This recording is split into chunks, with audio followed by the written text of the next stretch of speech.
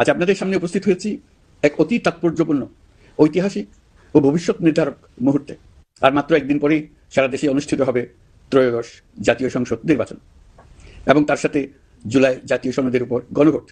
এখনকার দিন আমি গভীর শ্রদ্ধা ও বিনম্রতার সঙ্গে স্মরণ করছি মহান মুক্তিযুদ্ধ ও জুলাই গণঅভ্যুত্থানের সকল শহীদকে, যাদের রক্তের বিনিময়ে আমরা বাংলাদেশ পেয়েছি এবং স্বৈরাচার বিরোধী দীর্ঘ লড়াই সংগ্রামের সাফল্যের পর আজ আবার গণতান্ত্রিক উত্তরণের যুগ সন্ধিক্ষণে দাঁড়িয়ে আছি।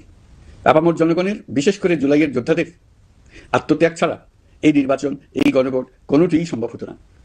সমগ্র জাতি তাই তাদের কাছে চিরঋণী।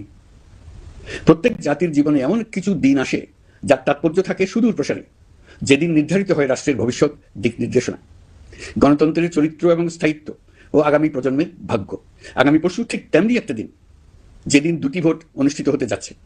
আমরা সবাই মিলে নতুন সরকার গঠনের নির্বাচন করব এবং পাশাপাশি গণভোটের মাধ্যমে আমাদের প্রাণপ্রিয় বাংলাদেশ রাষ্ট্রের ভবিষ্যৎ কাঠামো নির্ধারণ করব।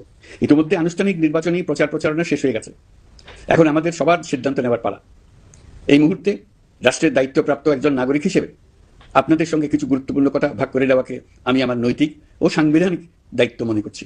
প্রথমেই গভীর সন্তোষ ও কৃতজ্ঞতার সঙ্গে উল্লেখ করতে চাই, এবারের নির্বাচনকে ঘিরে সার্বিক প্রচারণা পূর্ববর্তী যে কোনো নির্বাচনের তুলনায় উল্লেখযোগ্যভাবে শান্তিপূর্ণ হয়েছে। মত আদর্শের পার্থক্য থাকা সত্ত্বেও রাজনৈতিক দলগুলো সংযম দেখিয়েছে, প্রার্থীরা দায়িত্বশীল আচরণ করেছেন এবং সাধারণ মানুষ সচেতন থেকেছেন। এই পরিবেশ হঠাৎ করে তৈরি হয়নি, এটি সম্মিলিত দায়িত্ববোধের ফল।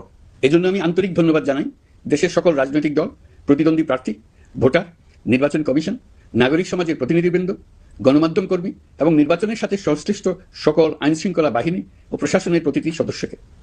আপনাদের সম্মিলিত প্রচেষ্টায় আমরা একটি আশাব্যঞ্জক পরিবেশে নির্বাচন অনুষ্ঠানের দ্বার প্রান্তে পৌঁছতে পেরেছি। তবে এই শান্তিপূর্ণ পরিবেশের মাঝেও আমাদের হৃদয়ে গভীর বেদনার ছায়া রয়েছে।